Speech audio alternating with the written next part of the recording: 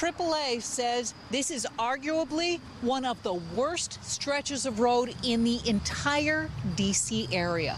Approximately 7 hours, they were able to stop 49 vehicles. This is during the daylight hours. Of those 49 vehicles, one vehicle was doing 100 miles an hour. The average speed, Doctor, as you mentioned, was 78. Acting Prince George's County Police District 7 Commander Jim Coletti describes just one day of enhanced enforcement on just 10 miles of Route 210 Indian Head Highway. That stretch of road has claimed 6 lives this year. That is despite county police writing more than 3,300 traffic citations, most of them for speeding. We've got Mothers Against Drunk Driving for intoxicated driving. We've got Noah's Law that's been passed. We got nothing for speeding. Residents of Fort Washington and surrounding communities gathered to advocate for safety improvements on the road, which has been the scene of 47 fatal crashes since 2007, according to the Maryland Highway Safety Office. Reverend Tierney Screen has been called upon more than once to comfort the families of victims. It is not an easy thing to deal with. It's the devastation, the sense of loss, and then the suddenness of it is unbearable to the families.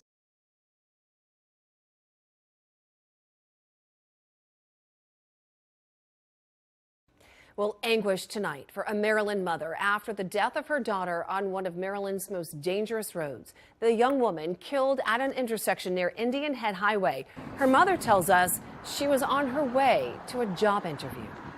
Just last night, we picked out what she was going to wear, and she left out this morning. I should have just took her.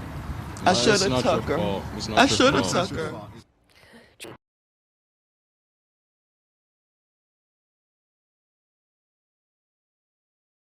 In Prince George's County this evening, you might remember this crash where 8 people were killed in a street race in Accokeek. Now, that stretch of Indian Head Highway, known for illegal racing for years. In fact, AAA says in just the last 10 years, 50 deadly crashes have happened along that road. And you can see here, this is a map that shows basically what we're talking about, and all the red gives you an indication of all the deadly crashes that have taken place.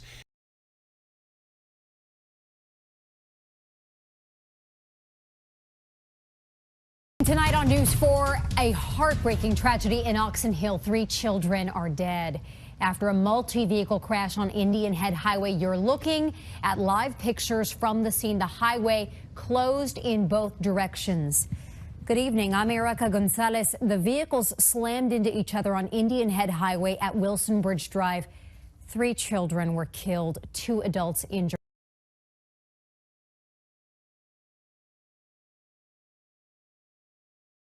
I should also say to you that no amount of enforcement will matter unless the community accepts its responsibility as well. We have to change the behavior of motorists who travel on this road. Simply stopping a motorist, putting out speed cameras, putting all of our resources through police cars and other things on this road will not have the intended effect unless everyone understands that they have a responsibility as well to slow down, to be more careful, to remember that it is our neighbors who are traveling on this road. It is our family members who are traveling on this road. As we go to work and come home, it's our loved ones who travel on this road. And so we all have a responsibility to change our conduct as we drive and travel on this road. Since 2015, fatal collisions have been a front page issue for the Prince George's County Police Department. That's when we began tracking it the same way we track both property crime and violent crime, and we've had success.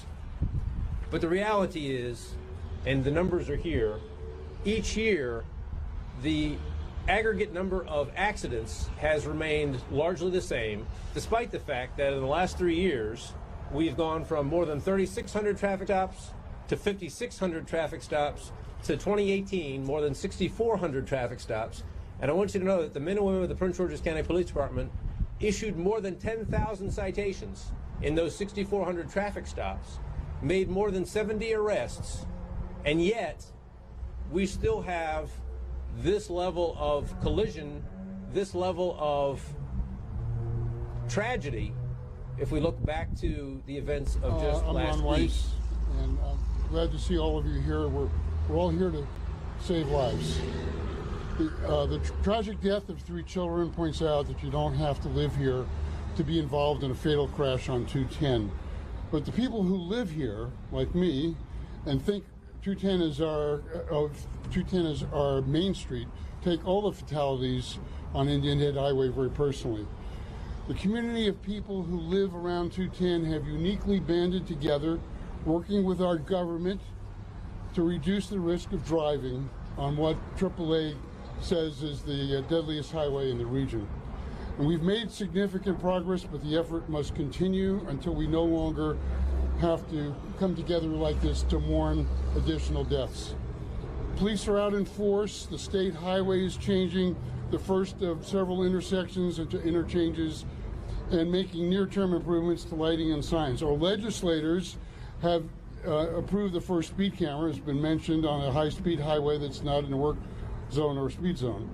Our community is increasingly aware of the risks of irresponsible driving.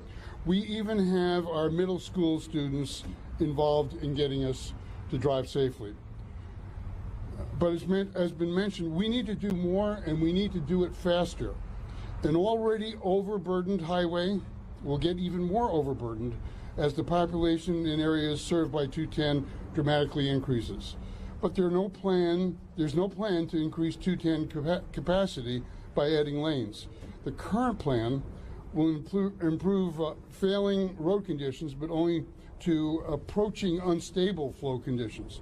There's not even funding for the remaining intersection upgrades. And it takes many years from the time we find funding until we see actual construction. The plan that we have removes traffic signals and increases the length of straightaways without signals. Speeding drivers will therefore be unimpeded by red lights. There's no single magic bullet to make Indian Head Highway safe, but I know that saving lives on 210 takes even more than construction and enforcement. It takes changing behavior. My behavior, your behavior. Our cars aren't failing. The highway doesn't crash into us. The police don't drive our cars. The laws can't stop us from doing dumb things. We need to be better drivers. It's going to take a long time for us to change, but with a great deal of effort over a generation, we've changed the behavior and decreased smoking and increased seatbelt use. It can be done. Behavior can be changed. We must make this same kind of sustained effort to save our children's lives. Thank you.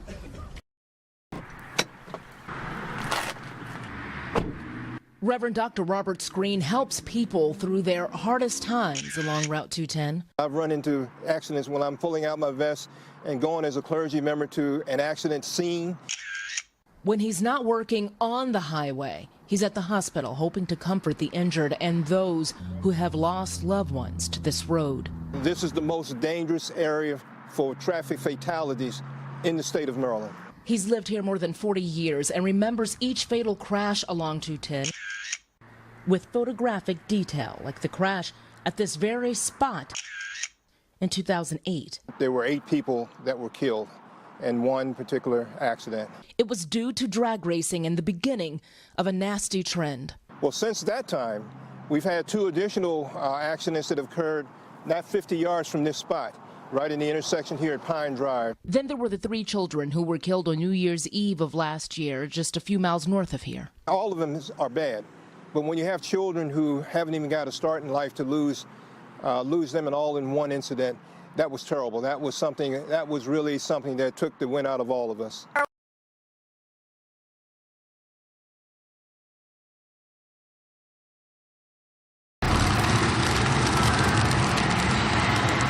These white doves released into the air served as a tribute and reminder of the dozens of lives lost along one of the most dangerous roadways in the D.C. area.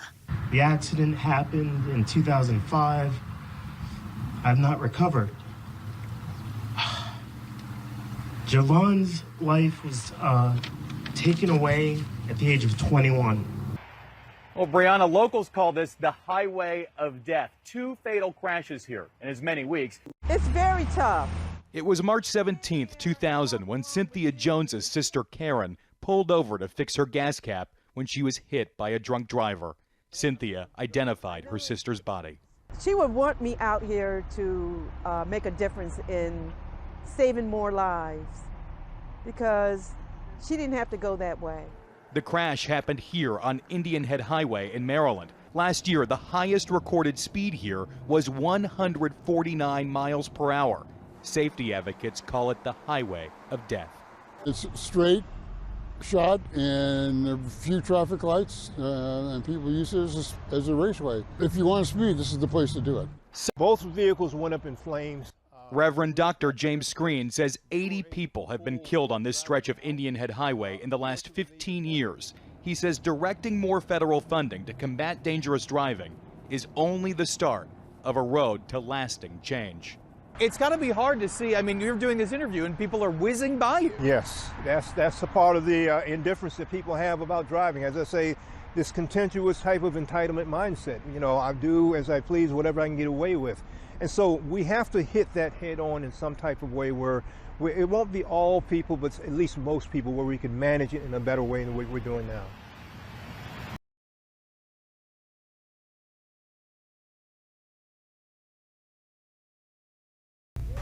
Indian Head Highway has a well-earned and very bad reputation. You go down the Indian Head Highway, take your life in your hands. People don't believe in speed limits or stop signs. The speeding is just unbelievable. Just last year, 10 people died in crashes here.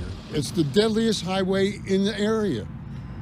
You know, we need to do something to slow people down and to get these reckless speeders to change their behavior or get them off the road. Activist Ron Weiss is among those who convinced state lawmakers 3 years ago to allow police to set up 3 speed cameras here along the highway, even though they aren't in school or construction zones as Maryland law generally requires. But it was only for a 3-year trial period. That ends this September. Now, Weiss wants the cameras to remain. This is our main street, and we don't want to die going shopping.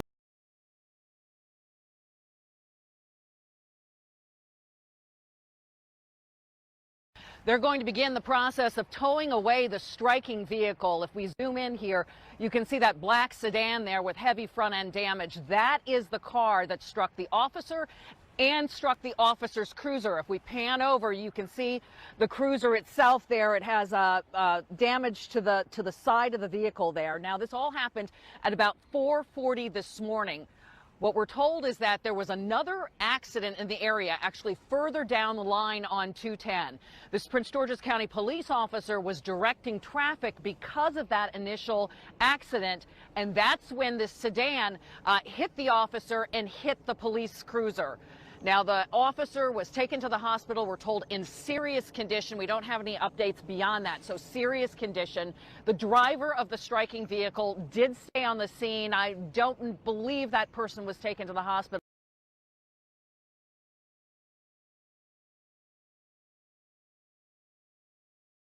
Bruh, it's horrible, man. I hope they're okay.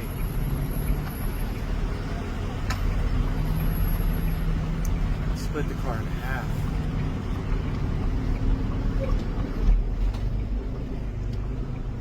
God, I hope they're okay.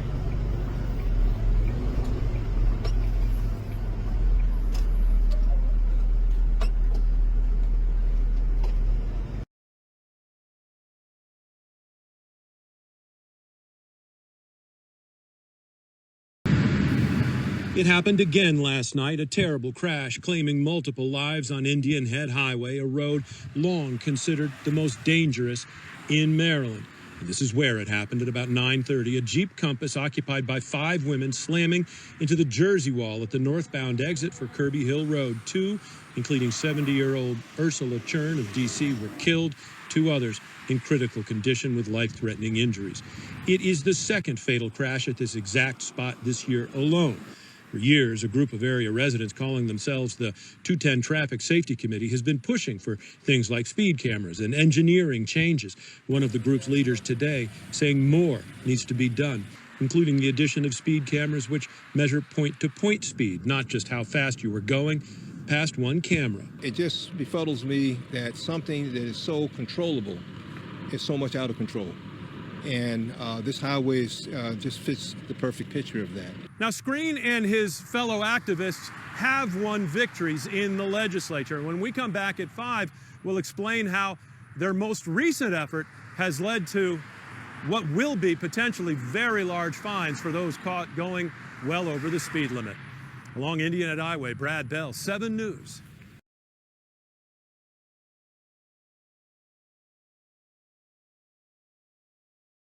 You want to do something about it? Adopt the recommendation of the NTSB. You'll save lives. Get off and do something.